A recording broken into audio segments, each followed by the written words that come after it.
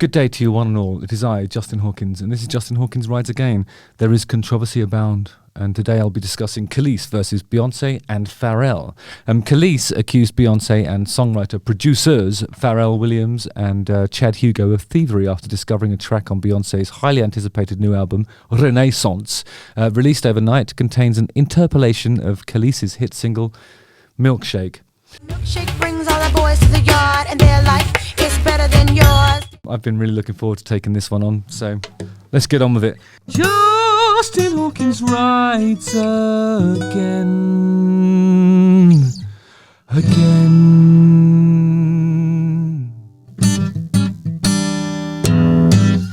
Nice one. I'm going to carefully put this down. Right, first things first, I'm too sweaty in this. It's a fancy jacket. I thought I'd wear it because it's crafted by the French fashion house Balmain. And I thought, well, that's the sort of thing that Beyonce might wear, isn't it? Well, I'm taking it off, rolling my sleeves up and getting stuck into this because it's heavy stuff. I'm going to play the two songs next to each other first so you can hear exactly what the issue is. Don't want to just be waffling on about something and you can't actually hear it. I mean, it's this.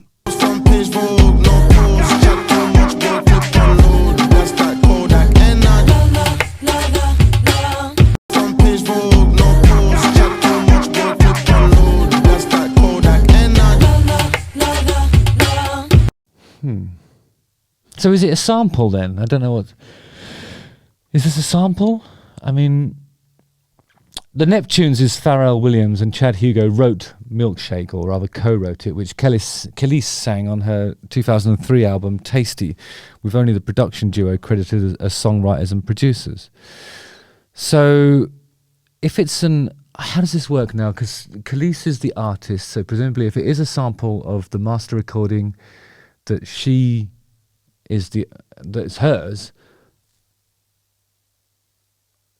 it depends on what it is, because I'm not sure. I think if it's just drums, then there's no argument to be made, actually, because I think there's some legal precedent where if you use a drum sample, I mean, which everybody has been doing since the 1980s, I think it's very difficult to enforce that.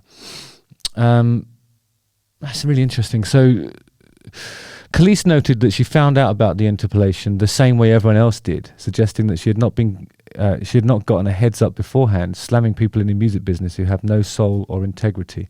I mean, the thing is, if you have an unlicensed sample, that, you know, people in the music trade always hear these stories, especially in the early part of your career, when it's sort of, you hear these things. Like I heard one story about somebody who sampled a Stevie Wonder song. And so like he had an unlicensed sample from a Stevie Wonder master.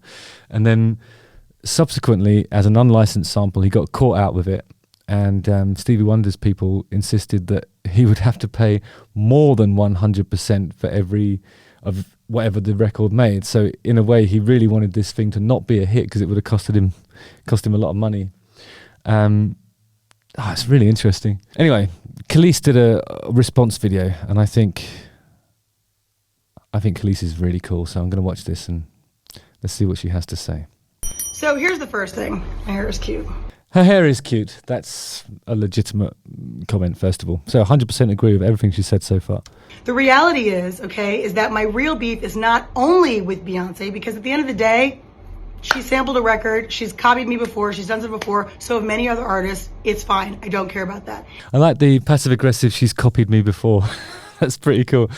And if it's a sample, then this is a legitimate legal discussion, isn't it? There should be... But it's really complicated because Pharrell and the Neptunes were the writers of the other one. God, this is... Take some picking apart. We've met each other, we know each other, we have mutual friends. It's not hard, she can contact, right? So that's just rudeness then in that instance, isn't it? I mean, if it's like... I'm trying to imagine the scenario where a sample has been taken and then no effort is made to reach out. I've heard this, another anecdotal thing that I've heard is that, you know, remember in the days of sort of MySpace, there was an artist that was, you know, had like 100 listeners or something like that on MySpace, and a very, very, very successful female songwriter and artist. One of their people sort of heard this particular song on this other person's MySpace, and the very successful songwriter and artist just took the chorus and wrote a song around the chorus, and then offered said MySpace person, I don't know, 200 grand or something, a good amount of money for a struggling artist, but nothing like the sort of money you would expect it to make if it was sung by somebody like Beyonce, for example. And then the artist on the MySpace just refused that and said, no, you've taken an unlicensed piece of my writing, that's mine, you need to give me a percentage of the song.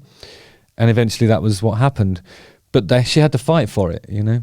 And this is what used to happen. But I think the people who are in the machinations of the mainstream kind of pop music just feel like they can do anything they want. They can steamroller what they consider to be the lesser artists in the name of doing whatever the fuck they feel like. And maybe this is one of those examples when they've just taken the song because they felt like it, and that's it, and don't feel obliged to even say anything to the original artist. Or maybe they've sort of sat there and said, well, actually, this isn't the sample, but it's very much based on it. But then again, we wrote the other thing anyway, so it's only us that we're ripping off. Might be Pharrell's argument. Let's watch Kelis a little bit more longer. I know what I own and what I don't own. I also know the lies that were told. I also know the things that were stolen. Publishing was stolen. People were swindled out of rights. It happens all the time, especially back then. It's interesting that she says back then, and I always think about the music trade and you sort of think, well, back then they're talking about the 60s and the 70s when literally everybody was ripped off.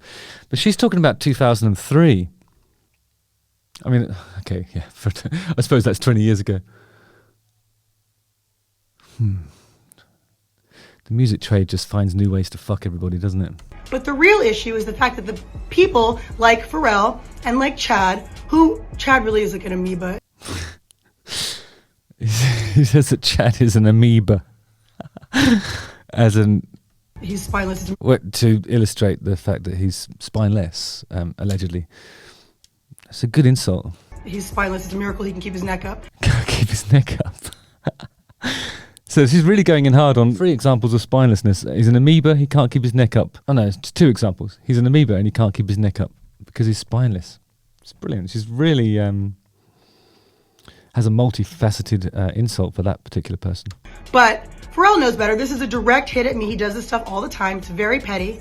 Very, very, very. And the reality is that it's frustrating. I have the right to be frustrated. Why? Because no one had the human decency to call and be like, yo, hey, would like to use your record. Which, by the way, the reason I'm annoyed is because I know it was on purpose. This is not like they were in the studio. No, this was an on purpose direct hit, which is very passive aggressive. It's very petty. It's very stupid. She sees it as an attack, doesn't she? I wonder what's happened here. It has to do with the fact that from one artist to another, you should have the decency and the common sense and the courtesy to reach out, a manager, an agent, anybody just to be like, yo, heads up, this is what we're thinking, this is what we're doing. Even if you're going to do it anyway. Just common decency. Like I said, it's happened before. So if you're using a record and it has things like, I suppose the law must have changed since I understood this stuff, because if somebody's using a sample of your record, you must be listed as a writer, or there must be some sort of artistic considerations that come in your direction as a result of that. They can't just go around taking whatever they want, can they? It is what it is. These are facts. This is not opinion, okay? These are facts. Okay, so there's a second video of Kelis. But the reality is that this is more about the fact that there's a lot of hypocrisy and there's a lot of nonsense. So we've got Pharrell, who did an interview, I think last year, talking about artists' rights and how people should be able to rework their deals and artists should be getting credit for what they've done and all this stuff. Where in reality, when I was signed to him, I had the same manager that he had, and he has writing credits on my records. Wait, is she talking about Pharrell's manager? So her manager has... Is that what she's saying? I need to go back and check that. I mean, you'd expect Pharrell to have credits, but not the fucking manager. When I was signed to him, I had the same manager that he had, and he has writing credits on my records. What the fuck? Why has the manager got writing credits? All my singles, coincidentally, and he never wrote a song, a lyric a day in his life, okay? And so yeah, that's a problem. Okay, so she's definitely talking about the manager, because obviously Pharrell has written lyrics and songs for some of the days of his life, but that is obscene. You want to talk about Pharrell time? Oh, cause I'm happy. I'd be happy too if I was stealing all kinds of folks' publishing and rights to songs and all kinds of stuff. I don't think Kelis would be happy if she was stealing everybody else's songs. It doesn't make you happy. Oh, God. This is really heavy. I actually really wouldn't be happy because it's evil. So she just found a really nice way to sneakily refer to Pharrell as evil. That there's a lot of hypocrisy and someone has to talk about it and bring it up, and it just so happens that I was thrown in this. This is not like I looked for it. I was actually last night, I was posting on my Bounty and Full page just doing my own thing, and then I saw one of my fan pages and someone was like, oh, that's a collaboration between B and Kelis. No, it's not a collaboration. It's called thievery, because the collaboration, the definition of collaboration, it means that we are working together. There's the word thievery. It's brilliant. I think Kelis is actually putting this in a really good, succinct way and expressing something that goes beyond just like frustration at some, I don't know, differing views on the etiquette of sampling another person's work, really. Now it's gone to stealing. Point is, something has to be done about it. I'm not just going to talk about it. I'm not going to pop off all the time. I'm saying what I have to say because it's true, okay? But I do think that something needs to be done. Wow. She's laying down the gauntlet. I wonder if she means something needs to be done about it as a, as a way of realigning the philosophies that we adhere to in the music trade, or is she talking about this specific thing, some sort of legal action? It happens to a lot of artists. It happens all the time. And I think that really something needs to change. And this just might be the fuel that I needed to actually do it. Because honestly, I try to keep to myself and stay out of the drama. But if it keeps coming to me, what else am I going to do? I would much rather have Kelis as a friend than an enemy. My God. So my biggest take home from these two videos that Kelis has posted is that she's really cool, really pissed off, and really, I don't know, articulate, and makes a compelling argument. Wow.